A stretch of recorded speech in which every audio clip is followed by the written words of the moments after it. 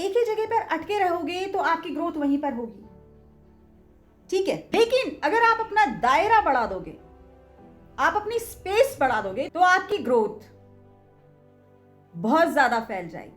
तो अपने comfort zone से बाहर निकलकर उस एक जगह से जो आपने बाउंड्री लाइन बना रखी है अपने इर्द गिर्द, उससे बाहर निकलकर लोगों से मिलिए, लोगों के साथ काम कीजिए।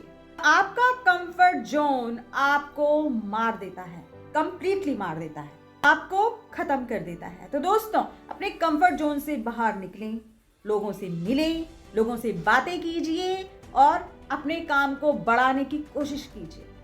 जब आप लोगों से मिलते हैं तो आप उनके कल्चर को जानते हैं, जानने की कोशिश करते हैं, कुछ नया सीखने को आपको सामने वाले से मिलता है। अगर आप किसी बुजुर्ग से मिल रहे हैं तो उसकी लाइफ का एक्सपीरियंस जो वो आपको बताएगा वो आपके अंदर आएगा। आप जान जाओगे कि आज से 10 साल बाद ऐसी लाइफ होती है जैसे ये जी रहे हैं, या जो काम इन्होंने किया आज से 10 साल बाद मे बी मेरे साथ मुझे भी ऐसा ही रिजल्ट मिले अगर मैं ये काम शुरू कर रहा हूँ।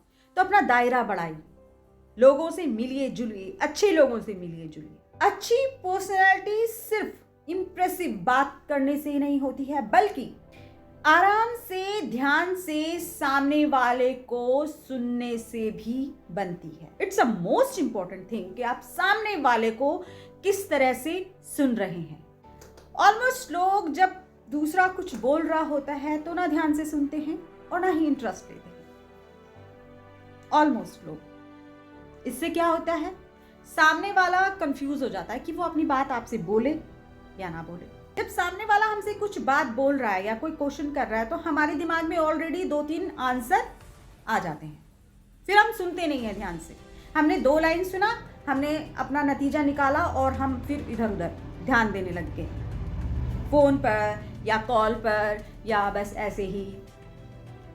उससे क्या होता है, सामने वाला डिस्टर्ब हो जाता है।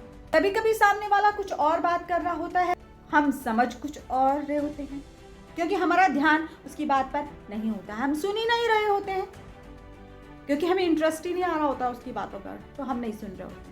तो हमेशा सामने वाले की बात बहुत केयरफुल तरीके से सुने, वो बोलना क्या चाहता है, वो आपके सामने क्या बात रख रहा है, उसको ज़रूर सुने और उसके बाद आप अपना डिसीजन उसे दें। आप एक अच्छा डिसीजन, आप एक अच्छा आंसर उसे तभी कर सकते हैं जब आपने उसकी बात ध्यान से सुनी हो, जिससे आप लोगों को बहुत बेहतर तरीके से समझ पाएंगे। अगर आप उनको बेहतर तरीके से सुनते हैं तो